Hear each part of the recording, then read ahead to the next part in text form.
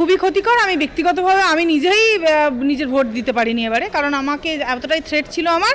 সেই সময় আমি নিজেই ছিলাম না, যখন আমাদের পশ্চিমবঙ্গে যখন ভোটটা হলো তখন আই ওয়াজ ইন দিল্লি, আমি তখন থাকতেই পারিনি। তাহলে আপনি এখান থেকেই বুঝে নিন আমি আজকে একটা আইনের ছাত্রী হয়ে যদি নিজের ভোটাধিকার প্রয়োগ না করতে পারি সংবিধানের অংশ হয়ে, তাহলে সবাই সংবিধান অবশ্যই সবাই যে পড়ছে বা সবাই আইনটাই বুঝছে সেটা তো শুধু নয়, সবাইকে আইন বোঝার, শুধু গণতন্ত্র বোঝার জন্য সবসময়তেই যে খুব প্রয়োজন পড়বে সেটাও নয়। তাহলে তাদের কি অবস্থা হতে পারে? মণিপুরের ক্ষেত্রে যেটা হয়েছে কখনোই এরকম ঘটনা ঘটেনি, ঘটবেও না। এই ঘটনা শুধুমাত্র আমাদের এই রাজ্যের এই মাননীয়ার পক্ষেই সম্ভব। এই যেভাবে ভোট রিগিং করা এবং কোনো রকমভাবে শান্তিপূর্ণ অবস্থান বজায় না রেখে পুরোপুরি অশান্তি এবং হিংসা ছড়ানো, হিন্দু মুসলমানের মধ্যে ভাগাভাগি করে মুসলিম যে ভোটটা নিয়ে উনি দিনের পর দিন গদিতে রয়েছেন, সেই মুসলিমদের বিরোধিতা করা, সেই মুসলিম আইএসএফ প্রার্থীর বিরোধিতা করা, তাদেরকে ভোট না দিতে দেওয়া, সেই জায়গাতেই উনি বারবার নিজেই প্রমাণ করে দিয়েছেন যে কিভাবে সেই আইএসএফ প্রার্থীর ওপর হামলা হয়েছে। বিজেপি প্রার্থীর ওপর তো হয়েছেই, সে তো হবেই, বিজেপির প্রার্থীর ওপর তো হবেও, কিন্তু উনি যখন এত বলেন যে উনি মুসলিমদের পক্ষে, তাহলে উনি এটা কি করছেন? এটা কি মুসলিমদের পক্ষে কাজ করা হচ্ছে, নাকি হিন্দুদের পক্ষে কাজ করা হচ্ছে, নাকি মানুষের পক্ষেও কাজ করা হচ্ছে? এটা কারোর পক্ষেই কাজ করা হচ্ছে না, গণতন্ত্রের কোনো পক্ষ নেওয়াই হচ্ছে না, শুধু পক্ষ নেওয়া হচ্ছে ব্যক্তিতন্ত্রের, নিজের সংসারের, যেটাকে বলে ঘরোয়া রাজনীতি বলি না আমরা, সংসারের নিজের ঘরকে উন্নত করা, নিজের ঘরের লোককে একদম শ্রেষ্ঠ জায়গায় নিয়ে চলে যাওয়া। এটাই হচ্ছে ভারতবর্ষের তথা আমাদের এই রাজ্যের প্রতিটা মানুষকে বোকা বানিয়ে। তাহলে তো তৃণমূলের সরকার পড়ে যেত না, মমতা ব্যানার্জির সরকার পড়ে যেত না। এই ছটিতে যদি অন্য কেউ জিতত, বিজেপি জিততো, তাহলে তো বিজেপি চলে আসতো না। তাহলে কেন এমন? জনগণের পয়সায় মানুষ যদি শান্তিভাবে শৃঙ্খলাভাবে ভোট না দিতে পারে, যেটাকে আমরা বলি গণতন্ত্রের উৎসব, সেই উৎসবে যদি অংশগ্রহণ না করতে পারি, তাহলে আপামর জনগণের ট্যাক্সের পয়সা নিয়ে এই ভোট করার কোনো মানে হয়? আমি তো কিছু বুঝতে পারিনি। আমরা এই সমস্ত বিষয়ে কথা বলবো। আমাদের সঙ্গে রয়েছেন কলকাতা হাইকোর্টের বিশিষ্ট অ্যাডভোকেট সংযুক্তা সামন্ত মহাশয়া। এক দেশ এক ভোট, এইটা নিয়ে আসতে চাই। খুব ভালো, আমি ব্যক্তিগতভাবে খুব খুশি যে এক দেশ এক ভোট। এটার জন্য আমি আমার আদরণীয় প্রধানমন্ত্রী শ্রী নরেন্দ্র মোদীজিকে আমি একটা স্যালুট জানাচ্ছি। মোদীজি, যে আপনি এরকম এই এক দেশ এবং এক ভোট যেটা আপনি করছেন, ওয়ান কান্ট্রি ওয়ান ইলেকশন, সেটা খুবই প্রশংসনীয় এবং এটা অবশ্যই এবং হয়েও যাবে এটা ইমপ্লিমেন্টেশন। এটা আমরা we are looking forward to it. আমি অপেক্ষা করে আছি কবে এটা ইমপ্লিমেন্টেশন হবে। সন্দীপ ঘোষ দেখলাম যে গ্রেফতার করার পরে আজকের ডাক্তাররা বিভিন্ন জায়গায় বিক্ষোভ দেয়, আজকের কিন্তু দুনিয়ার ডাক্তাররা আন্দোলন তুলে নিচ্ছেন, কি বলবেন? তুলে নিচ্ছেন, ওনারা নিজেরা জ্ঞানতেই তুলে নিচ্ছেন, কারণ ওনাদের দাবি দেওয়া সব পূর্ণ হয়ে গেছে। ওনাদের তো একটা ব্যক্তিগত আন্দোলন ছিল, মানে ধরুন ওনাদের কিছু ইনফ্রাস্ট্রাকচার উন্নতি বা ওনাদের সিসিটিভি ক্যামেরা, ঠিক আছে, সেটা ওনারা চাইতেই পারেন, তাদের দোষের কিছু নেই। কিন্তু ওনারা যেভাবে শুধু ডাক্তার বলে আন্দোলনটাকে এইভাবে ছোট করে দিলেন, এটা তো একটা মানুষের আন্দোলন, মানুষের একটা গণ আন্দোলন। এই আন্দোলনটাকে যে ওরা এইভাবে ছোট করে দিলেন, সেই জিনিসটার আমি অবশ্যই বিরুদ্ধে।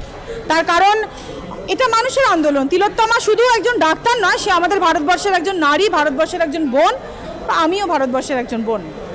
তো মানুষ বলছে ডাক্তাররা তুলে নিলে হতো, সাধারণ মানুষের মধ্যে ক্ষোভ আন্দোলন যাচ্ছে। সাধারণ মানুষ আন্দোলন চালাচ্ছে, সাধারণ মানুষ আন্দোলন চালাবে। আমি আমার ভারতবাসীগণ, আমার মা, দিদি, হিন্দু মুসলিম, মানে যে কোনো ধর্ম বর্ণ সমস্ত কিছু জাতপাত নির্বিশেষে আমি বলবো এটা আমাদের নারীদের অবশ্যই প্রথম নারীদের লড়াই, সকলেরই লড়াই, আমার ভারতবাসীর লড়াই। আপনারা পুরো নারী সমাজ এগিয়ে আসুন এবং এই লড়াইয়ে সোচ্চার হন, লড়াইয়ে এগিয়ে থাকুন। বিচার আমাদের পেতেই হবে, কারণ বিচার আমাদের ছিনিয়ে নিতে হবে। সমস্ত এভিডেন্স কিন্তু ট্যাম্পার করে দিয়েছে। আমরা দেখেছি সুপ্রিম কোর্টে যে রায় হয়েছিল 17 তারিখ, পরবর্তী রায় কবে আছে আপনি যেহেতু? হ্যাঁ, পরবর্তী রায় সুপ্রিম কোর্টে আছে, সেটা হবে। তবে দেখুন, সত্যি কথা বলতে সুপ্রিম কোর্ট একটা অর্ডার দিয়ে দেবেন, এবার এরপরে তো চলবে ট্রায়ালের জন্য যেগুলো দরকার, মানে এভিডেন্স বা এই যে জিনিসগুলো দরকার, কোথায়? সেখানে এভিডেন্সগুলো সবই তো ট্যাম্পার করে দিয়েছে না। তো সেই ক্ষেত্রে বিচার পাওয়ার জায়গাটা অনেকটা সরু হয়ে গিয়েছে সত্যি কথা বলতে। যেমন কামদুনি কেসের ক্ষেত্রেও কোনো বিচার হয়নি, আমার মনে হচ্ছে না এই কেসের ক্ষেত্রেও কোনো রকম বিচার হবে, এটাই তো বলবে বিচারকরা। তো দেখুন, বিচারকরা সবসময় একটা ব্যাপার বুঝবেন, ঠিক আছে, তারাও চাকরি করছেন, আমি কাউকে বিচার করব না, তারা বিচার করার অধিকারটা না হয় তাদেরই থাক, তবু তারা মানুষ তো প্রথম হতে হবে, রক্ত মাংসের মানুষ, হার্ট স্ট্রংরা বিচারক ভালো হতে পারে, বুঝেছেন? আমি যেমন খুব নরম মনের মানুষ, খুব এত হার্ট স্ট্রং আমার নয়। আমার সামনে মানুষ কাঁদলে আমি সেখানেই কাঁদবো, হয়তো আমার জীবনে সেদিন হয়তো আনন্দ করার অনেক ঘটনা আছে, তবুও আমি আনন্দ করতে পারবো না। আমার সামনে কেউ না খেতে পেলে আমি আমার খাবারটা হয়তো আগে তাকে দেবো, তারপরে আমি খাবো। আমি এই ধরনের মানুষ, তাই বিচারের প্রক্রিয়ায় আশা আমি একেবারেই রাখছি না। এটা মানুষকেই গণ আন্দোলন চালিয়ে যেতে হবে। গণ আন্দোলন চালিয়ে চালিয়ে যদি একটা কিছু আমরা বার করতে পারি, যদি একটা আমরা বিচারের জায়গা পাই, কারণ এই সব ডাক্তাররা যেভাবে গদি ছাড়াও তো ওদের তো কথা না, ওরা সব সেটিং করলো তো তৃণমূলের সঙ্গে। আসলে সিপিএম ক্যাডার, মানে সিপিএম ক্যাডার যে ডাক্তারগুলো, ওদের মেন বক্তব্যই হচ্ছে যে আমরা আমাদের জিনিসটা পেয়ে গেলেই হলো, আমরা আমাদের যা মানে আমাদের যে ডিমান্ডসগুলো সেগুলো আমরা কিছু কিছু পেলাম ব্যক্তিগত, সেই জায়গায় আর কিছু বলার নেই। মানুষের লড়াই যতদিন না মানে চলবে, যত শেষ হয়ে গেলেই সব শেষ হয়ে যাবে। মানুষকে লড়াই চালিয়ে যেতে হবে। আমরা লড়াই চালাচ্ছি, আপনারাও চালিয়ে যান, শুধু চালিয়ে যান। অনেক সঞ্জয় রায়ের মতো মাথা আছে, সেই জন্যই আজকে বিনীত গোয়েলকে, আমার মনে হয় বিনীত গোয়েলকে সিবিআই সঞ্জয় রায়কে ধরে আবার পুনরায় জিজ্ঞেস করে ঠোস সবুত নিয়ে মহামান্য আদালতের পারমিশন নিয়ে সঞ্জয় রায় বিনীত গোয়েলকে সামনাসামনি বসে জেরা করা, এবং ওই রাতে বিনীত গোয়েলের যে ফোন কল আছে সমস্ত রেকর্ড, এবং মুখ্যমন্ত্রীর সাথে কি কথোপকথন হয়েছে সেই কল রেকর্ড বিচার করার জন্য আবেদন করলে আমার মনে হয় বাংলার মানুষ সত্যটা উদ্ঘাটন হবে এবং বাংলার মানুষ জানতে পারবে। আরজি করের যে নির্যাতিত অভয়ের যখন এই কাণ্ডটা ঘটার পরে বাংলার আপামর জনগণ একদম সরকারের বিরুদ্ধে রাস্তায় নেমে পড়েছিল। ধর্মতলা থেকে শুরু করে পশ্চিমবাংলা সহ ভারতবর্ষ এমনকি বিদেশেও এই নিয়ে প্রতিবাদ জানিয়েছে বিভিন্ন সুস্থ সমাজের মানুষ। আমরা দেখলাম যে এই 6টি উপনির্বাচনে 6-0 জিততে হবে। তার কারণ হচ্ছে একটাই, যে আরজি কর সহ যে বিভিন্ন রাজ্যের অকর্ম কুকর্ম যেগুলো ঘটছে বিভিন্ন জায়গায়, ঢোলা, আবু সিদ্দিক, আরও বিভিন্ন জায়গায় আনিস খান, মমতা ব্যানার্জিকে এই বার্তা দিতে যাচ্ছে যে তোমরা যতই আন্দোলন করো, যাই করো, মানুষ কিন্তু আমাদের সঙ্গে রয়েছে। তার ফল এই উপনির্বাচনে 6-0 আমরা জিতলাম। কি বলবেন?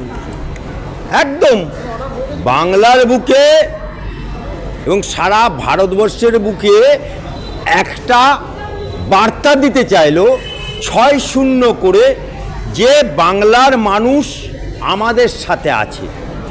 বাংলার যতই কুকীর্তি হোক, ট্যাপ কেলেঙ্কারি হোক, আর রেশন দুর্নীতি হোক, আর অভয়াকাণ্ড হোক, আনিস খান হোক, যাই হোক, আর স্বাস্থ্য কেলেঙ্কারি হোক, আর খাদ্য কেলেঙ্কারি হোক, বাংলার মানুষ তো আমার সাথে আছে। এই জন্যই তো এই 6টা উপনির্বাচনে ওরা রে করে জেতবার জন্য মরিয়া হয়ে উঠেছে।